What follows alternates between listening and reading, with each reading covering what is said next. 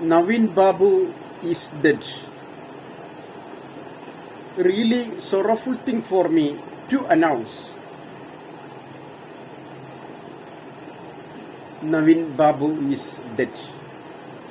Actually, everybody knows it is the death.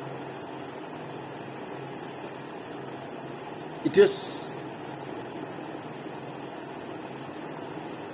one kind of holocaust.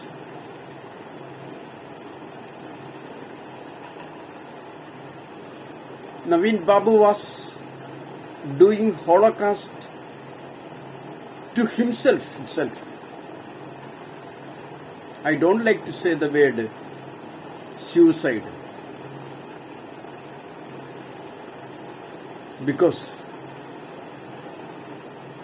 I know the sorrows and worries of a brilliant man who commits suicide. I am not saying about everybody. Somebody may be committing suicide because of poverty, because of lack of knowledge, lack of education, lack of proper job, proper relationship with family members, and love affairs. But these things are really far away from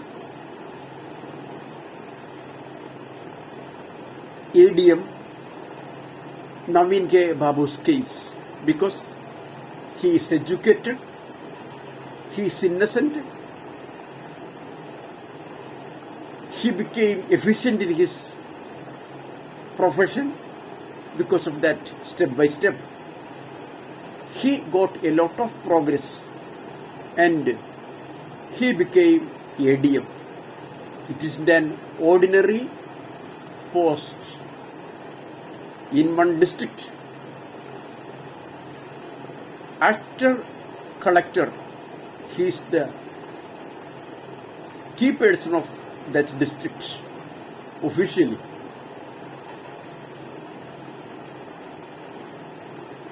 In non-IAS people, ADM is the head of. ADM is the greatest post in one district.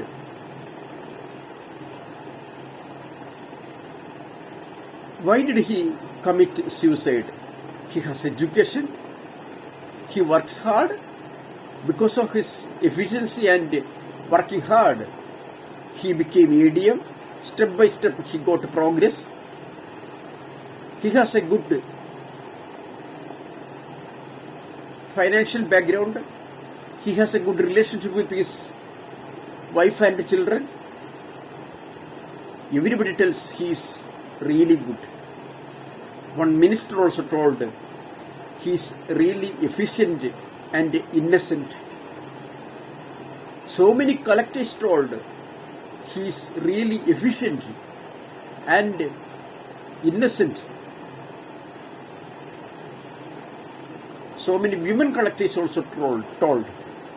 And the ones who are working with him in Kannur district also told he is really good.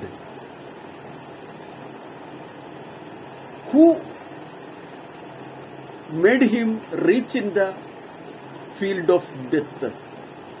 Only 7 months remain for him to retire from his duties. So, he asked for one transfer from Kannur to his own district, Pathanamthitta. That time, he can work 7 months in Pathanamthitta district. Every day he can go to his house and he can be with his wife and children. He can be with his family. That transfer had been allowed and He was ready to go home on 14th. Last day was Monday. That day also he came so early. I think he reached there at 9 o'clock. And he started to complete the files. In some files, he had to give his own signature.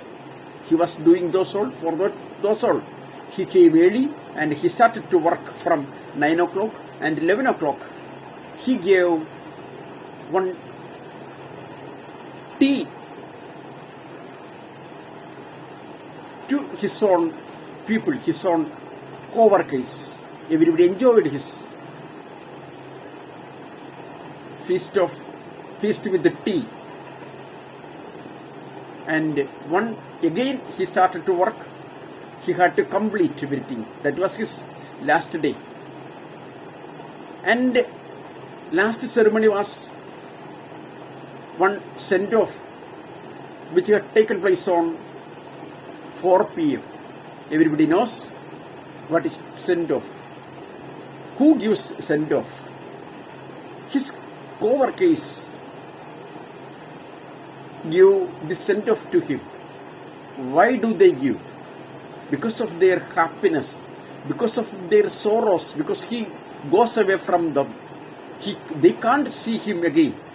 They can't meet him. They can't work with him.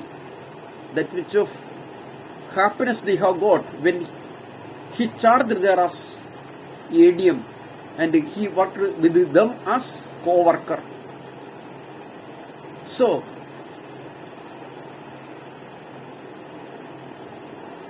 they organized one send-off. In that send-off, some recreations may be there, some kind of sweet tea, that kind of enjoyment may be there. Somebody may be giving good talks about him. Finally, one presentation also will be given to him. Afterwards, they will be leaving. That is the ordinary situation of one send-off. The send-off was being taken place. Actually, in that office, how many people were there? They were there. They hadn't invited others from out of their working field, office. So, when they started, in this send-off time, no cameraman, no video men had been invited, because it is an ordinary celebration only with their office members. So, meeting was ongoing. That time, one lady came. Her name is P.P. Vidya. In Malayalam, the word Vidya means talented name. The one who is having education, who is having abilities, who is having creativities, called Divya. But how is she? Up to the time she comes, they were enjoying with him. When she came, situations had been changed. Before that, I would like to say one thing. It was the meeting only for his co-officials, co-workers who were in that office only. It isn't the meeting of public. So nobody had been invited from outside. But she came. She hadn't been invited. Shameful thing. Nobody had invited her. Even if it is so, she came inside of that meeting.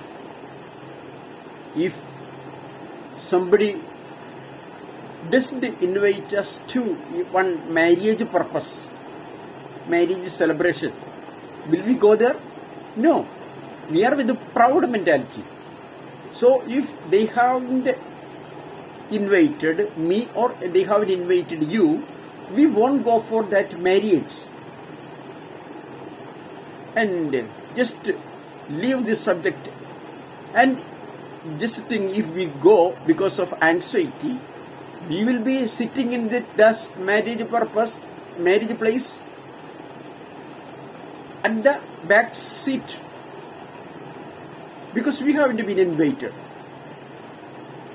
Here, without invitation, she came and directly got into the dais. She was not sitting or she was not standing backside of the auditorium or the front side of the auditorium also. So many people are sitting and standing. In that people, she can be one part. She didn't stay, she didn't sit there. She directly came into dais. How did she get courage to come to one place wherever she hasn't been invited? Who gave her this much courage? The ones who is with women empowerment from